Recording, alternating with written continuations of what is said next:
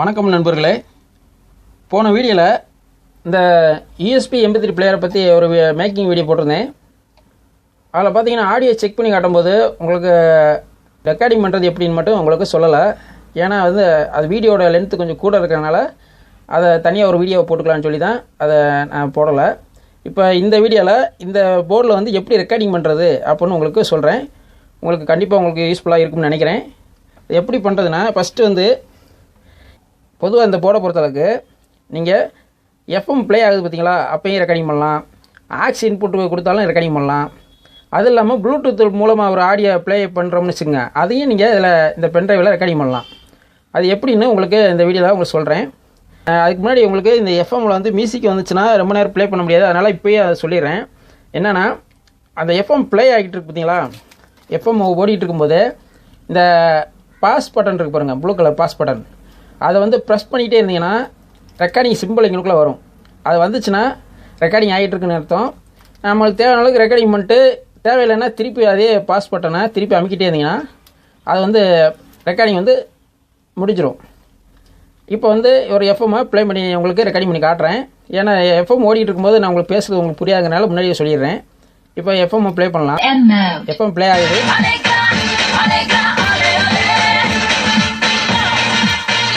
Recording ஆகுது. திருப்பி அதே அமுக்கிறேன். எண்டுன்னு வந்துச்சு பார்த்தீங்களா, எண்டுன்னு வந்துச்சுன்னா ரெக்கார்டிங் நம்ம கட் பண்ணிட்டோம்னு அர்த்தம். இப்போ அது ரெக்கார்டிங் ஆனது நாங்கள் திருப்பி உங்களுக்கு ப்ளே பண்ணி காட்டுறோம் பாருங்க. ப்ளே பண்ணுறதுக்கு இந்த யூஎஸ்பி மோடை செலக்ட் பண்ணிக்கணும். செலக்ட் பண்ணிட்டு ரெக்கார்டிங் ஆனது வருது பாருங்க. இப்போ ரெக்கார்டிங் ஆனது இந்த பென்ட்ரைவில் நான் ப்ளே பண்ணி காட்டினேன். இந்த எஃப்எம் இப்போ ரெக்கார்டிங் பண்ணி காட்டியாச்சு.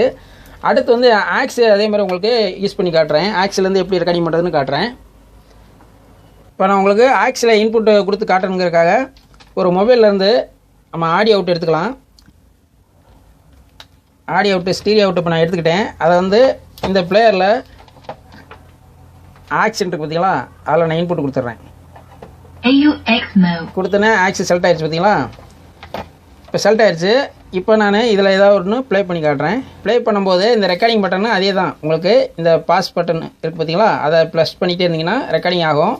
இப்போ நான் அதை ப்ளே பண்ணுறேன். ஃபஸ்ட்டு ப்ளே பண்ணிவிட்டு ஓடிட்டு இருக்கும்போது ரெக்கார்டிங் பட்டன் அமுக்கிறேன். இப்போ ரெக்கார்டிங் பட்டன் அமுக்கிறேன். ரெக்கார்டிங் சிம்பிள் வேலை செய்தா. இப்போ ரெக்கார்டிங் ஆகிக்கிட்டு இருக்கு. இப்போ முடிஞ்சிருச்சு. இப்போ இதை ஸ்டாப் பண்ணிடலாம். ரெக்கார்டிங்கை ஸ்டாப் பண்ணிட்டேன். எண்டுன்னு வந்துருச்சு பார்த்தீங்களா, ஸ்டாப் ஆயிடுச்சு. இப்போ அதே உங்களுக்கு ப்ளே பண்ணி காட்டுறேன் பாருங்க. FM mode. Bluetooth mode. Play by USB USB mode வந்தேனா இந்த பாருங்க, ரெக்கார்டிங் ஆனதான் ஓடிட்டு இருக்கு.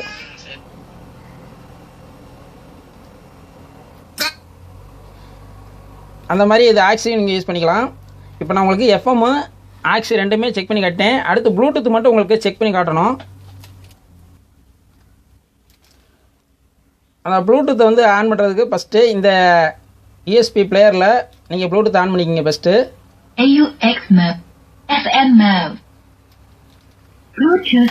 ப்ளூடூத்துன்னு கனெக்ட் ஆகி பண்ணிக்குதா. இப்போ இந்த மொபைலில் நீங்கள் ப்ளூடூத்தை ஃபஸ்ட்டு ஆன் பண்ணிக்கிங்க. ஆன் பண்ணிவிட்டு இந்த செட்டிங்ஸ் போங்க. செட்டிங்ஸ் போனீங்கன்னா இதில் ப்ளூடூத்ன்னு இருக்குது பார்த்தீங்கன்னா, அதை செலக்ட் பண்ணிக்கிங்க. செலக்ட் பண்ணால் பார்த்தீங்கன்னா இதில் பார்த்தீங்கன்னா என்னென்ன இது ப்ளூடூத் ஆன் ஆகிருக்குன்னு காட்டுது. இப்போ இதில் பார்த்தீங்கன்னா SKE111 அதான் அந்த பிளேயரோட நம்பரு. அதை செலக்ட் பண்ணி பார்ப்போம். அதை போய் செலக்ட் பண்ணிக்கலாம். செலக்ட் பண்ணோன்னே கனெக்ட் ஆயிடுச்சு. கனெக்ட் ஆனோன்னு ஒரு சவுண்டு வந்துச்சு பார்த்தீங்களா, இப்போ கனெக்ட் ஆயிடுச்சு. இப்போ நான் ஏதாவது உங்களுக்கு ஒரு வீடியோவோ ஏதோ ஒன்று ப்ளே பண்ணி காட்டுறேன். இப்போ என் பாப்பாவோட வீடியோவை ஒரு சின்ன வீடியோ இருக்குது, அதை உங்களுக்கு ரெக்கார்டிங் பண்ணி காட்டுறேன். இது இப்போ ப்ளூடூத்தில் கனெக்ட் ஆகிருக்கு.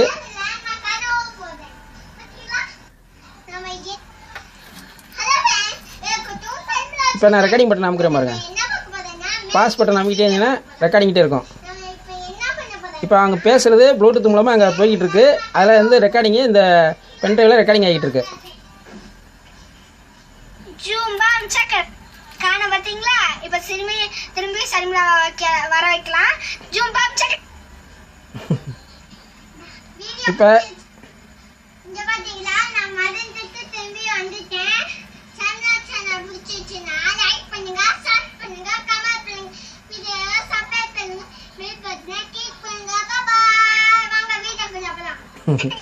இப்போ ரெக்கார்டிங்கை இப்போ ஆயிடுச்சு. இப்போ வந்து நான் இதை பாஸ் பண்ணி ரெக்கார்டிங்கை முடிச்சிடுறேன். வேறு எண்டுன்னு வந்தோடனே ரெக்கார்டிங் பண்ணது முடிஞ்சிருச்சு.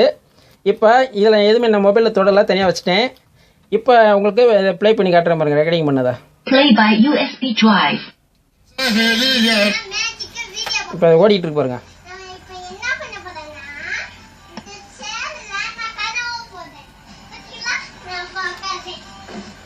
இப்போ ஓடிட்டு இருக்கு பார்த்தீங்களா?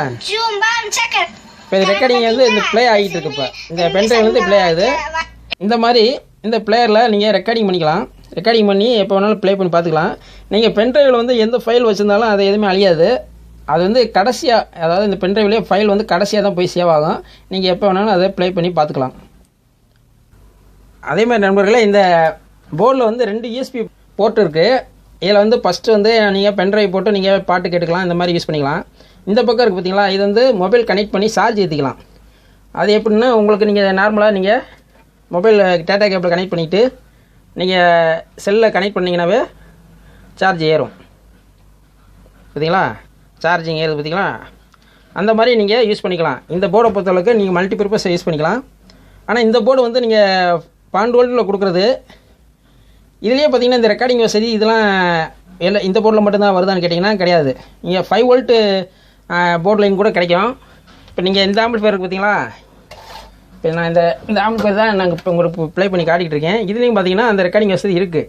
ரெக்கார்டிங் வசதி இருக்குன்னு எப்படி நம்ம கண்டுபிடிக்கிறதுனா, இந்த மோட் பட்டன் அமைக்கிட்டே இருந்தீங்கன்னா இந்த RECன்னு வருது பார்த்தீங்களா, அந்த மாதிரி சிம்பிள் வந்துச்சுனாவே அந்த போல் ரெக்கார்டிங் வசதி இருக்குன்னு அர்த்தம். ஆனால் இங்கே பார்த்தீங்கன்னா எங்கேயுமே வெளியே ரெக்கார்டிங்னு எழுதலை. இருந்தாலும் இந்த போல் ரெக்கார்டிங் வசதி இருக்குது. இந்த நான் சொன்ன வசதி எல்லாமே இதில் இருக்குது. இது வந்து 5 வோல்ட்டில் வேலை செய்கிற USB போர்டு. இந்த மாதிரி நீங்கள் USB போர்டை கூட நீங்கள் வாங்கி யூஸ் பண்ணிக்கலாம். இப்போ இந்த கனெக்ஷன் இப்போ பண்ணலை. இப்போ இதை ரெக்கார்டிங் ஆனதை நான் உங்களுக்கு இந்த பென்ட்ரைவில் வந்து இப்போ ப்ளே பண்ணி காட்டுறேன் பாருங்கள். ஃபஸ்ட்டு FM ரெக்கார்டிங் பண்ணதை ப்ளே பண்ணுறேன். இது பாப்பாவோட ரெக்கார்டிங்கு. அடுத்து இன்னொரு ரெக்கார்டிங்கு, பாப்பாவோட ரெக்கார்டிங் ப்ளூடூத்தில் ரெக்கார்டிங் பண்ணது.